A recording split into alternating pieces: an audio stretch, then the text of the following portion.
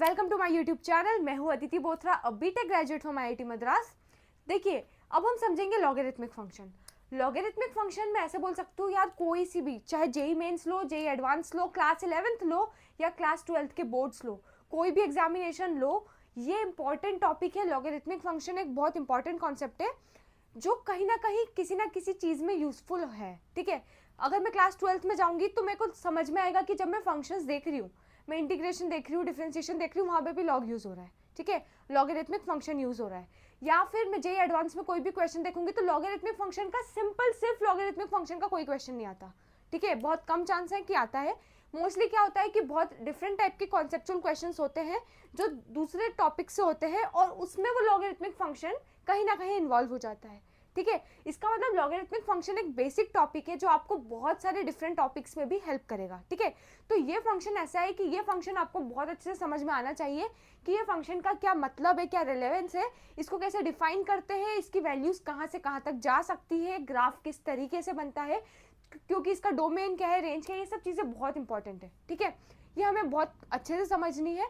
और एक बार आपको लॉगरिथमिक फंक्शन समझ में आ गया तो लॉगरिथमिक फंक्शन से रिलेटेड जो पर्टिकुलर टाइप के क्वेश्चंस होते हैं, मोस्टली अगर मैं सिर्फ लॉगरिथमिक फंक्शन से क्वेश्चंस बोलूं, ठीक है, अगर मैं दूसरे टॉपिक से इसको लिंक नहीं करूं तो most of the questions properties of logarithmic function से रिलेटेड होते हैं। मतलब लॉगरिथमिक फंक्शन की जो प्रॉपर्टीज होती है, लॉग की जो प्रॉपर्टीज होती है, उसके बेसिस पे उसके टाइप के क्वेश्चंस बनते हैं बहुत सारे। ठीक है, तो हम पहले डेफिनेशन से शुरू करेंगे, ग्राफ समझेंगे, डोमेन, रेंज, ये सब चीज़ें समझेंगे, फिर हम समझेंगे कि यार ये लॉगरिथमिक फंक्शन की क्या प्रॉपर्टीज़ होती है।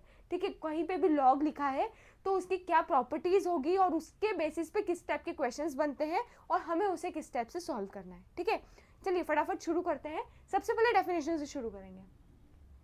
यार एक और चीज़ इंपॉर्टेंट, लॉगरिथमिक फंक्शन के पहले आपको ये पता होना चाहिए एक्सपोनेंशियल फंक्शन क्या होता है। ठीक है, अगर आपने एक्सपोनेंशियल फंक्शन नहीं देखा है तो मैं लिंक डिस्क्रिप्शन में दे दी है, आप एक्सपोनेंशियल फंक्शन को पहले अच्छे से समझिए, फिर इस टॉपिक पे आइए, क्योंकि एक्सपोनेंशियल फंक्शन और इसमें बहुत ज़्यादा कोरिलेशन है। ठीक है, तो हम इसको समझने के लिए एक्सपोनेंशियल फंक्शन की हेल्प लेंगे और उसके बेसिस पे हमें ये बहुत अच्छे से समझ में आएगा। ठीक है, चलिए शुरू करते हैं।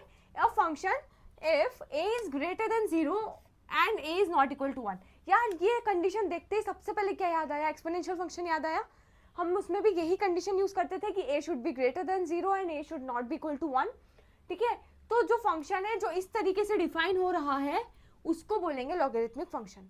अब ये समझते हैं कि क्या फंक्शन है। आपने लिख तो दिया लॉग है, ठीक है, कहीं पे a नीचे लिखा हुआ है, x थोड़ा ऊपर लिखा हुआ है, इसका क्या मतलब है, ये चीजें समझते हैं। ठीक है, चलिए इसको हम कंपेयर करेंगे एक फंक्शन से जिसको बोलेंगे एक्सपोनेंशियल फंक्शन। ठीक है, मैंने बोला a की पावर x इक्वल्स टू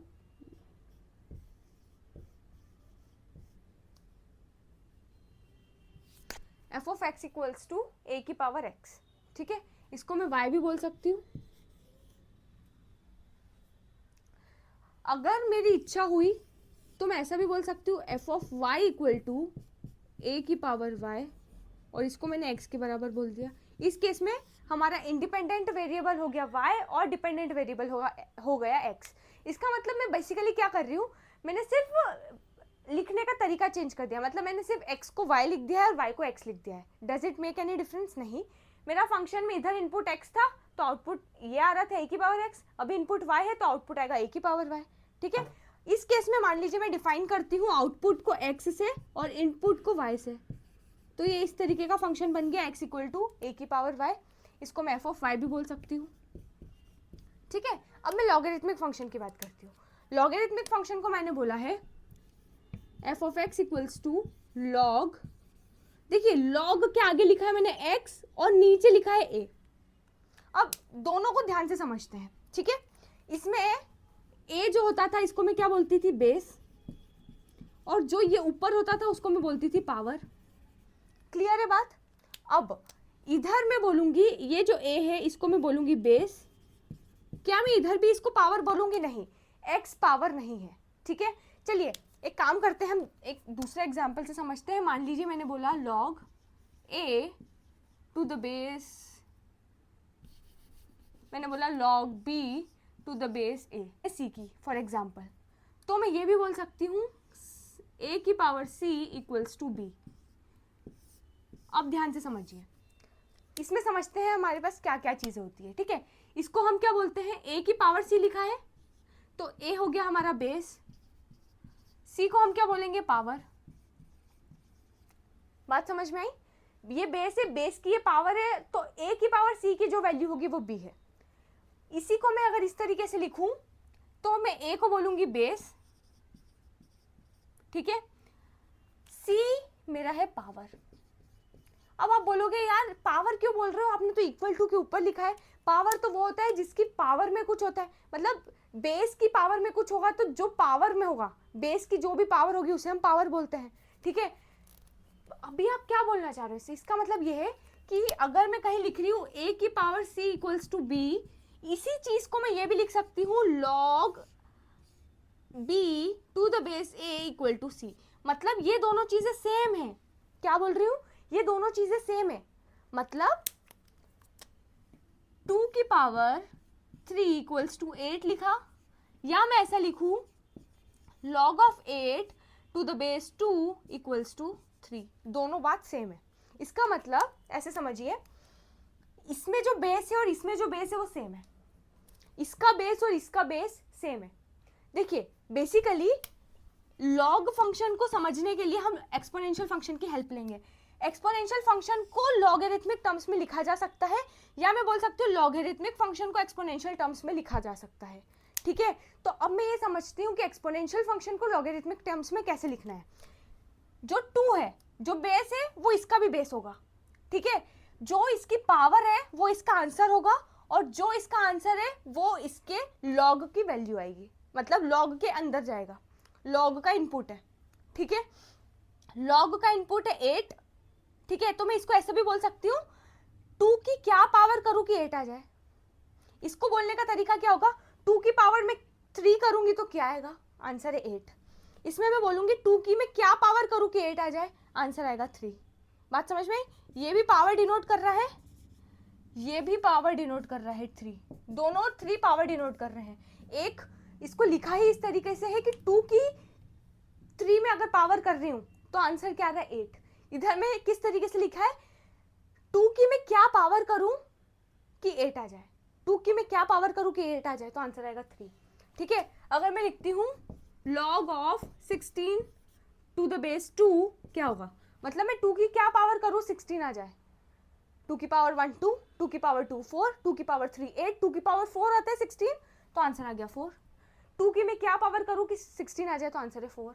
ठीक है, अगर मैं बोलती हूँ log 9 टू द बेस 3, 3 की मैं क्या पावर करूं कि 9 आ जाए, तो आंसर आएगा 2। 3 की पावर में 2 करूंगी तो 9 आ जाएगा। ठीक है, बात समझ में आ रही है। log ऑफ मान लीजिए मैंने लिखा 10 और यहाँ लिखा 1000, मतलब 10 की क्या पावर करूँ कि 1000 आ जाए, 3। बात समझ में आ रही है। अब इन्हीं चीज़ों को मैं एक्सपोनेंशियल में कैसे लिख सकती थी, इसको मैं लिख सकती थी 2 की सॉरी बेस तो हमारा सेम होगा, जो इसका बेस है वो भी इसका ही बेस होगा। 3 की पावर 2 करूँगी तो आएगा 9, इधर मैं लिखूँगी 2 की पावर 4 करूँगी तो आएगा 16।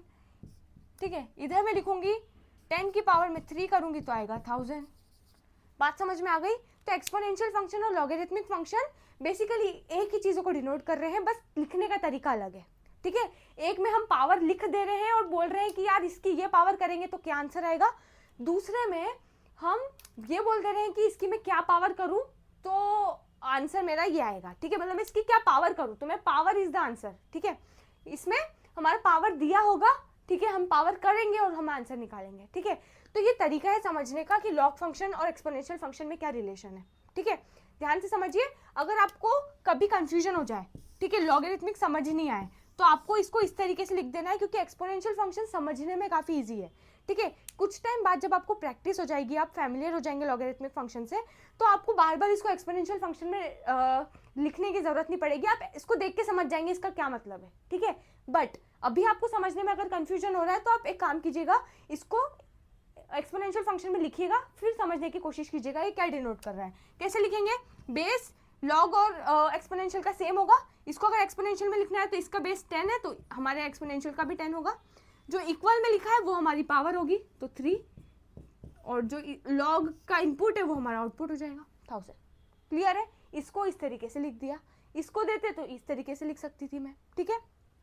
चलिए अब एक और चीज, ये चीज आपको समझ में आई। अब मान लीजिए मैं बोलती हूँ, मैंने एक कंडीशन लिखी थी कि a should not be equal to 1, ठीक है। a की वैल्यू 1 नहीं होनी चाहिए।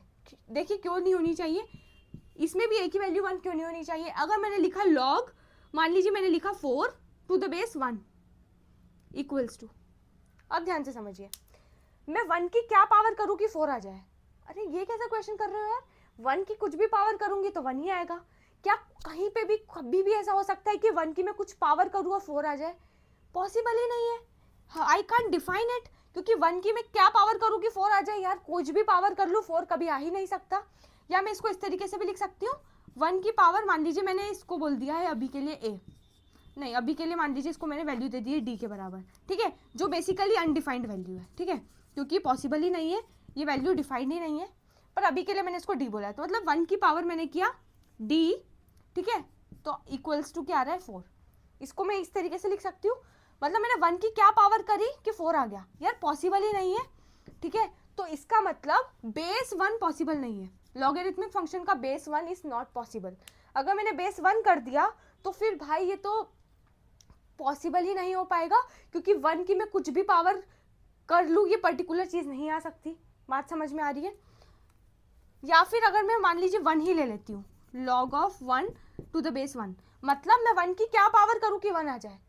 इसका आंसर क्या आएगा यार, मैं 1 की 1 पावर भी कर सकती हूँ, 2 भी, 3 भी, 4, 5, 6 कुछ भी पावर कर सकती हूँ, सभी में आंसर 1 ही आएगा। तो ये भी डिफाइंड नहीं है, ये भी डिफाइंड नहीं है, इसका मतलब बेस 1 पॉसिबल ही नहीं है। हमने एक्सपोनेंशियल फंक्शन में भी देखा था कि अगर मैं बोल रही हूँ एक, जैसे मान लीजिए 1 की पावर x, इसको मैं एक्सपोनेंशियल फंक्शन नहीं बोल सकती, क्यों? क्योंकि ये कांस्टेंट फंक्शन बन जाएगा, ठीक है। x की मैं कुछ भी वैल्यू रखूंगी ये एक्सपोनेंशियली इंक्रीज कर ही नहीं रहा है, ठीक है। इसी कारण मैं बोल देती थी कि a should not be equal to 1, इसका बेस 1 नहीं पॉसिबल है। सिमिलरली मैं लॉगरिथमिक फंक्शन में भी बोल सकती हूँ a is not equal to 1 वाली कंडीशन फुलफिल होनी चाहिए, a की वैल्यू 1 नहीं हो सकती। क्लियर है? लॉगरिथमिक फंक्शन का बेस, ठीक है। देखिए लिखने का तरीका कैसा है, लॉग जिस लाइन में आ रहा है ना उसी लाइन में आपको x भी लिखना है, पर बेस नीचे लिखना है थोड़ा सा, ठीक है। एक्सपोनेंशियल फंक्शन में हम क्या करते थे, a की power x equal to y लिखना है तो हम सब एक लाइन में लिखते थे, x को ऊपर लिखते थे, ठीक है। इसमें सबको एक लाइन में लिखना है, a को नीचे लिखना है थोड़ा, ठीक है। तो ये डिनोट कर रहा है a बेस है, इधर भी ये डिनोट कर रहा है a बेस है। बेसिकली बात ये हमें समझनी है कि बेस 1 पॉसिबल नहीं है, चाहे एक्सपोनेंशियल फंक्शन हो या लॉगरिथमिक फंक्शन हो। चलिए ये बात क्लियर हो गई, a should not be equal to 1 समझ आ गया, कॉन्सेप्ट समझ में आ गया कि a की वैल्यू 1 क्यों नहीं हो सकती। अब समझते हैं a should be greater than 0, ये कॉन्सेप्ट भी समझते हैं कि a की वैल्यू ग्रेटर देन 0 क्यों होनी चाहिए। लॉग और एक्सपोनेंशियल फंक्शन को साथ में समझते हैं और फिर समझते हैं कि a की वैल्यू हमेशा ग्रेटर देन 0 क्यों होनी चाहिए। देखिए इसमें मैं ये कंडीशन लगाती थी कि a की वैल्यू नेगेटिव नहीं हो सकती, तो अगर मैं इसको भी इसी को अगर मैं इस फॉर्म में लिख रही हूँ तो जो कंडीशन इस पे फुलफिल हो रही थी वो इस पे भी फुलफिल होनी चाहिए। a की वैल्यू अगर नेगेटिव हो गई, ठीक है, a की वैल्यू अगर ग्रेटर देन 0 नहीं है तो ये एक्सपोनेंशियल फंक्शन डिफाइंड नहीं है। अगर एक्सपोनेंशियल फंक्शन डिफाइंड नहीं है तो मैं बोल सकती हूँ लॉगरिथमिक फंक्शन भी डिफाइंड नहीं है, ठीक है। तो बेसिकली जहां जहां एक्सपोनेंशियल फंक्शन डिफाइंड नहीं होगा वहां लॉगरिथमिक फंक्शन भी डिफाइंड नहीं होगा। क्लियर है? चलिए अब हम एक चीज समझते हैं, देखिए इसका इनपुट और आउटपुट अपोजिट है। इसमें मैंने b को इनपुट लिया c आउटपुट आया, इसमें मैंने c को इनपुट लिया b आउटपुट आया। बात समझ में आ रही है? बट जो कंडीशन a के लिए होगी वो सेम होगी, जो कंडीशन c के लिए होगी वो सेम होगी, जो कंडीशन b के लिए होगी वो सेम होगी, ठीक है। मतलब अगर कहीं है a should be greater than 0 इसमें, तो a should be greater than 0 for this also, क्योंकि ये दोनों आपस में इनवर्स फंक्शन है। हम बाद में और समझेंगे इसे मैं इनवर्स फंक्शन क्यों बोल रही हूँ, ठीक है। तो लॉगरिथमिक फंक्शन आई होप आपको अच्छे से समझ में आ रहा है, ठीक है। हम कहीं पे भी कंफ्यूजन हो, हमें लॉगरिथमिक फंक्शन को एक्सपोनेंशियल फंक्शन में थोड़ा सा समझना है और फिर हम उसको और अच्छे से समझ पाएंगे। अभी मान लीजिए मैंने बोला log of 1 to the base a में लिख लेती हूँ, अभी के लिए a ही लिखती हूँ, ठीक है। मतलब log 1 to the base a, अगर मैं इनपुट 1 दे रही हूँ, ठीक है, मैंने x की वैल्यू क्या लिखा 1, x की वैल्यू मैंने ली 1, ए की क्या पावर करूँ कि 1 आ जाए? यार कोई भी नंबर है, मैं उसकी क्या पावर करूँ कि आंसर 1 आए? 0। अगर मैं किसी की भी एक्सपोनेंट 0 रखती हूँ तो आउटपुट क्या आता है? 1। फॉर एग्जाम्पल 2 की पावर 0, आप बोलोगे 1। 100 की पावर 0, आप बोलोगे 1। इसका मतलब अगर मुझे आउटपुट चाहिए 1, ए की क्या पावर करूँ कि 1 आ जाए, तो आंसर क्या आएगा? 0। तो log 1 बेस कुछ भी हो, ऑब्वियसली डिफाइन होना चाहिए, a should be greater than 0 and a should not be 1। इस कंडीशन को अगर फुलफिल करता है ए की वैल्यूज, तो log of 1 to the base a कुछ भी हो, आंसर क्या आएगा? 0। क्लियर है? अब ए की वैल्यू तो हमें समझ में आ गई, a should be greater than 0 and a should not be equal to 1। अब हम एक्स की वैल्यू समझते हैं। देखिए अगर मैं लिखती हूँ ए की power y equal to x, इसको मैं ये भी बोल सकती हूँ, देखिए इसको अगर मेरे को लॉग में लिखना है तो मैं क्या लिखूंगी? लॉग, जो इसका बेस है वो इसका भी बेस होगा, तो बेस लिख दिया ए, जो इनपुट है वो इसका आउटपुट होगा, और जो इसका आउटपुट है उसका इनपुट होगा। तो मैं y equal to log x to the base a लिख सकती हूँ, इसको मैं एफ ऑफ एक्स के बराबर बोल सकती हूँ। इस फंक्शन को मैं एफ ऑफ एक्स बोल रही हूँ, तो इस फंक्शन को मुझे एफ ऑफ वाई बोलना पड़ेगा।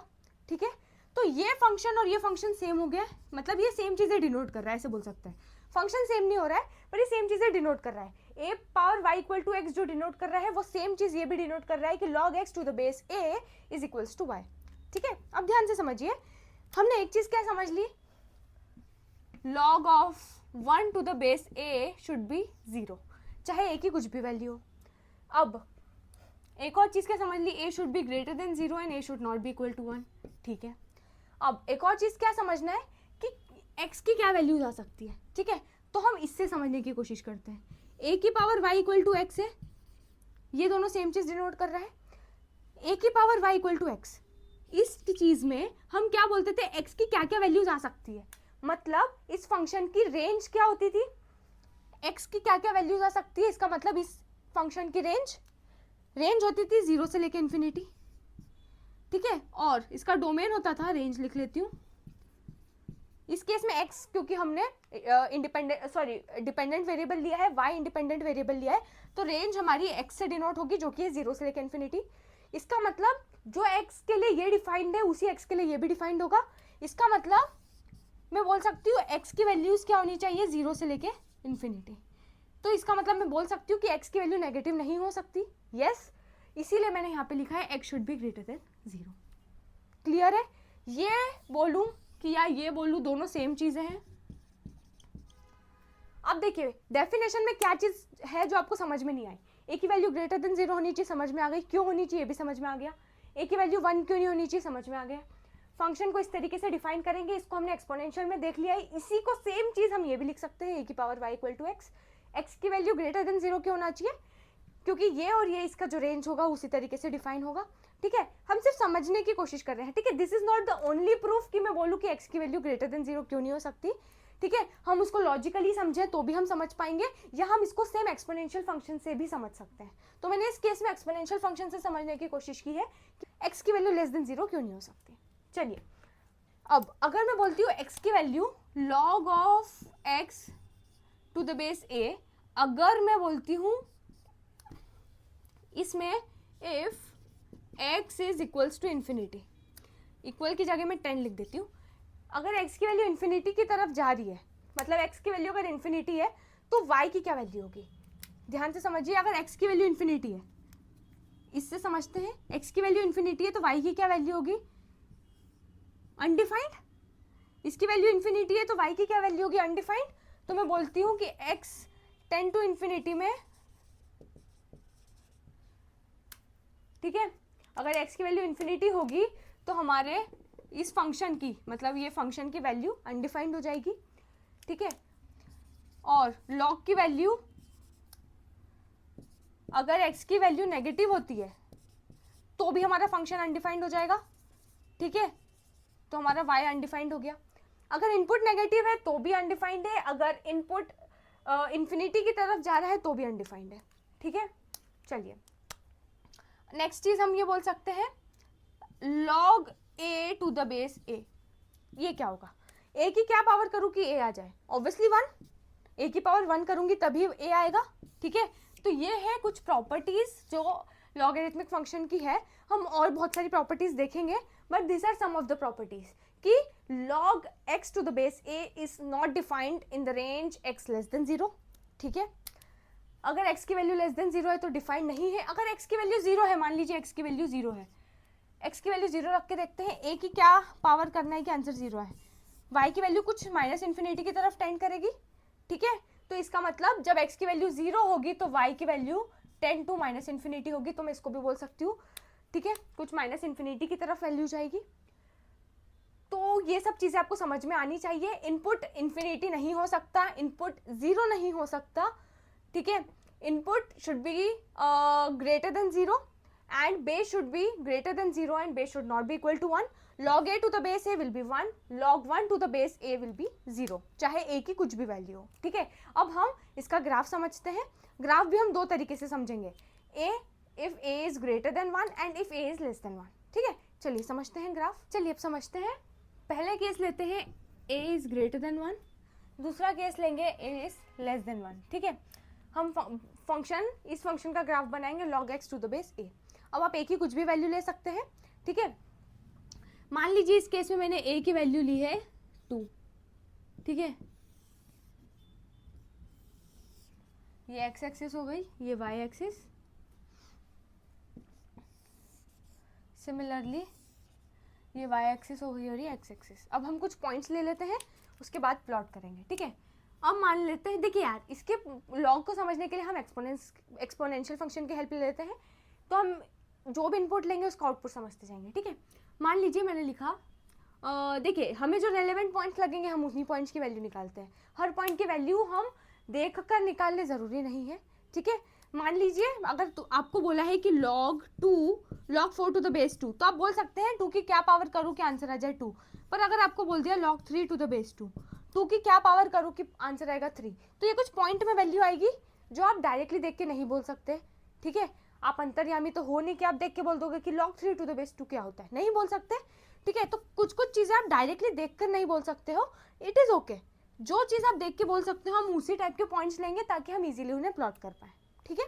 चलिए मान लीजिए मैंने लिया, सबसे पहले x की क्या वैल्यू आ सकती है, ग्रेटर देन 0, तो मैं x लेस देन 0 वाली वैल्यूज लूँगी ही नहीं।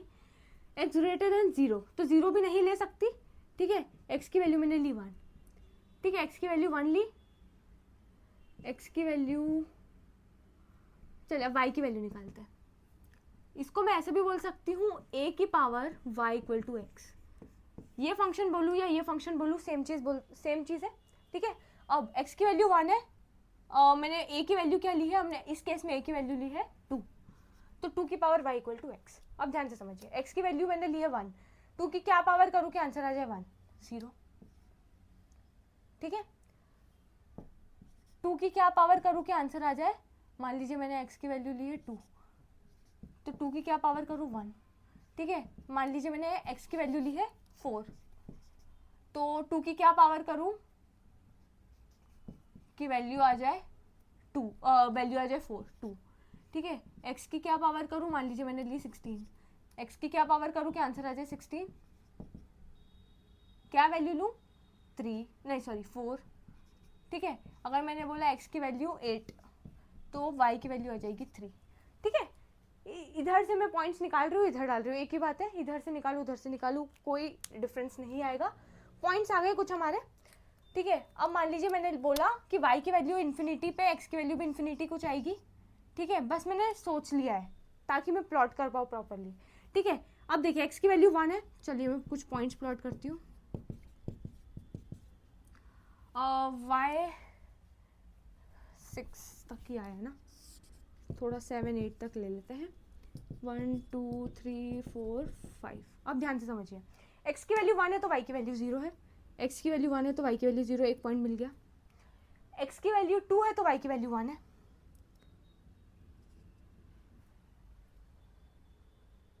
x की वैल्यू 4 है तो y की वैल्यू 2 है, x की वैल्यू 4 है तो y की वैल्यू 2 है, x की वैल्यू 3 है तो y की वैल्यू, x की 8 है तो y की वैल्यू 3 है, ठीक है। चलिए कुछ तो मुझे समझ में आ रहा है, और इन्फिनिटी पे वैल्यू क्या आ जाएगी, इन्फिनिटी, ठीक है। इसको थोड़ा प्रॉपरली बना लेते हैं, चलिए चलती जाएगी ये वैल्यूज़। अब थोड़ी नेगेटिव वैल्यूज़ भी ले लेते हैं। अगर मैं y की कुछ नेगेटिव वैल्यू लेती हूँ, देखिए हमेशा फंक्शन के लिए हमें x का इनपुट लेना है और y का आउटपुट देखना है हमेशा, ठीक है। तो मैं ये नहीं बोल सकती कि y की क्या वैल्यू लूँ कि x की ये वैल्यू आ जाए, पहले मुझे मेक श्योर करना पड़ेगा वो डोमेन और रेंज में आ रहा है, मैं इसको देख के समझ लेती हूँ, ठीक है। x की वैल्यू मैंने क्या रखूँ, ऐसे समझिए कि मैंने बोला 1/2, 2 की क्या पावर करूँ कि आ जाए आंसर 1/2, तो -1।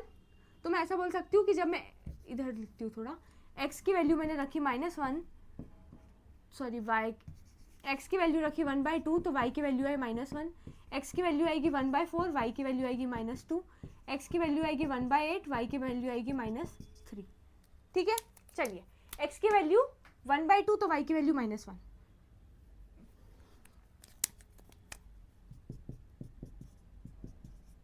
x की वैल्यू 1/2 पे y की वैल्यू -1, यहाँ पर x की वैल्यू 1/4 पे y की वैल्यू -2, x की वैल्यू -1/8 पे y की वैल्यू -3, ठीक है। अब अगर मैं -∞ तक वैल्यू लूंगी, अगर मैं इसकी वैल्यू -∞ तक ले रही हूँ, मान लीजिए मेरा y कहाँ तक जा रहा है, -∞, दिख तो यही रहा है, देखिए इसको मैं ड्रॉ करती हूँ, कैसा दिख रहा है ग्राफ, ठीक है। अभी थोड़ा हमने प्रॉपरली प्लॉट नहीं किया है, ठीक है। ये 8 पॉइंट्स और ये पॉइंट्स इतने अच्छे से वो नहीं है, इसका ग्राफ इस तरीके से बनता है, ठीक है। इसका ग्राफ इस तरीके से ऊपर की तरफ चलता जाएगा, ठीक है। अभी के लिए इसको रब करते हैं, देखिए यहाँ ऐसे चलते जाएगा, ये इन्फिनिटी पे इन्फिनिटी वैल्यू लेगा, ठीक है। और ये नीचे कैसे चलते जाएगा ऐसे, ठीक है। इसकी हमेशा वैल्यू क्या आएगी, -∞ पे वैल्यू क्या आएगी, मान लीजिए y की वैल्यू -∞ हो रही, क्योंकि देख सकते हैं हम y एक्सिस -∞ पे जा रहा है, तो हमारे x की वैल्यू क्या आएगी 0, ठीक है। तो ये 0 जो पॉइंट है इससे उस तरफ जा नहीं पाएगा, ये फंक्शन जैसे हमारा एक्सपोनेंशियल फंक्शन इस तरीके से बनता था, ठीक है, तो हमारा लॉगरिथमिक फंक्शन इस तरीके से बनेगा, ठीक है। मतलब वो 0 वाला पॉइंट क्रॉस नहीं हो पाएगा, ये जो x एक्सिस पे जिस तरीके से बनता था ये y एक्सिस पे उस तरीके से बनेगा, क्योंकि ये दोनों इन्वर्स फंक्शन है, ठीक है। जो इसका इनपुट है वो इसका आउटपुट है, जो इसका आउटपुट है वो इसका इनपुट है, ठीक है। चलिए अगर मैंने बोला x < 1, मान लीजिए मैंने लिया x की वैल्यू a की वैल्यू 1/2, ठीक है।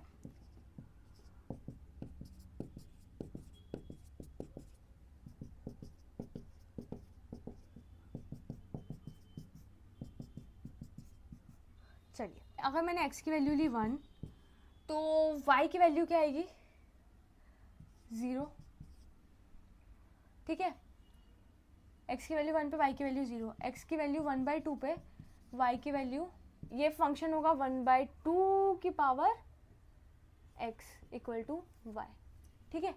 इसको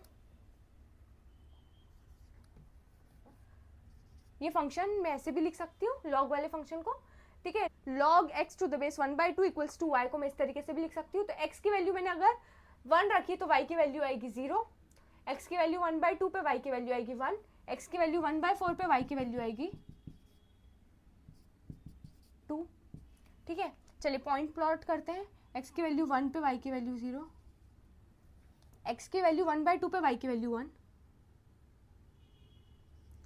ठीक है। x की वैल्यू 1/4 पे y की वैल्यू 2, 1/8, ऐसा मतलब बेसिकली ये इस तरीके से बनेगा। अब इधर कैसे जाएगा यहाँ से देखते हैं, x की वैल्यू ली 2 तो y की वैल्यू आएगी -1, x की वैल्यू 4 पे y की वैल्यू आएगी -2, ठीक है। तो x की वैल्यू 2 पर y की वैल्यू आएगी -1, x की वैल्यू 4 पे y की वैल्यू आएगी -2, ठीक है। तो इस तरीके से ये ग्राफ प्लॉट होगा। ये वैल्यू जैसे ही y की वैल्यू इन्फिनिटी तक जाती जाएगी, x की वैल्यू 0 होगी तो y की वैल्यू इन्फिनिटी तक जाती जाएगी, ठीक है। तो x की वैल्यू 0 डिफाइन नहीं है क्योंकि ये इन्फिनिटी पे पहुंच जाएगा और इधर इन्फिनिटी वैल्यू पे इन्फिनिटी वैल्यू आ जाएगी, ठीक है। इधर इन्फिनिटी पे इन्फिनिटी आएगी और माइनस इन्फिनिटी जब मतलब x की वैल्यू 0 होगी, 10 to 0 होगी तो y की वैल्यू -∞ होगी। तो ये हो गया हमारा ग्राफ। अब हम देख लेते हैं डोमेन और रेंज, ठीक है। अगर मैं बात करती हूँ डोमेन की, तो यार दोनों को देख के समझ लो कहाँ से कहाँ तक डिफाइंड है, हमने पहले ही बोल दिया कि x should be greater than 0, x should be greater than 0, तो मैं बोल सकती हूँ डोमेन हो गया इसका 0 से लेकर इन्फिनिटी तक। और मैं अगर रेंज की बात करती हूँ तो क्या वैल्यूज ये ले सकता है, देखो रेंज के लिए मुझे y एक्सिस देखनी है, इधर इन्फिनिटी तक जा रहा है, इधर माइनस इन्फिनिटी तक जा रहा है, मतलब y एक्सिस में इन्फिनिटी से माइनस इन्फिनिटी सारी वैल्यूज है। इधर भी देख सकते हैं माइनस इन्फिनिटी तक जा रहा है, इधर देख रहे हैं तो इन्फिनिटी तक जा रहा है, तो set of all real numbers क्या हो गया, रेंज हो गया। तो चाहे a की वैल्यू ग्रेटर देन 1 हो या a की वैल्यू लेस देन 1 हो, हमारा लॉगरिथमिक फंक्शन का डोमेन होगा 0 से 1, और सॉरी लॉगरिथमिक फंक्शन का डोमेन होगा 0 से इन्फिनिटी, और रेंज होगा set of all real numbers, just inverse of exponential function. हमारा एक्सपोनेंशियल फंक्शन का डोमेन होता था जो इसका रेंज है, ये हमारा डोमेन होता था set of all real numbers, और जो इसका डोमेन है वो एक्सपोनेंशियल फंक्शन का रेंज होता था जो कि है 0 से लेके इन्फिनिटी। तो मैं ये बोल सकती हूँ जब मैं इसका इनपुट दे रही हूँ वो इसका आउटपुट आएगा, और जो इसका आउटपुट आएगा वो इसका इनपुट आएगा। मतलब log of x to the base a equals to y या a की power y equal to x, ये दोनों आपस में सेम टू सेम चीजें डिनोट कर रहे हैं। तो मैं बोल सकती हूँ कि लॉगरिथमिक फंक्शन और इनवर्स फंक्शन, जब इसका इनपुट आएगा वो इसका आउटपुट आएगा, जो इसका आउटपुट आएगा वो इसका इनपुट आएगा, ये दोनों इनवर्स फंक्शन है। ठीक है, इनवर्स फंक्शन हम पहले समझ चुके हैं, इसी चैप्टर के कुछ लेक्चर्स पहले हमने इनवर्स फंक्शन समझा था। तो लॉगरिथमिक फंक्शन और एक्सपोनेंशियल फंक्शन आपस में क्या है, इनवर्स फंक्शन। ठीक है, डोमेन रेंज आई होप आपको अच्छे से क्लियर हो गई है।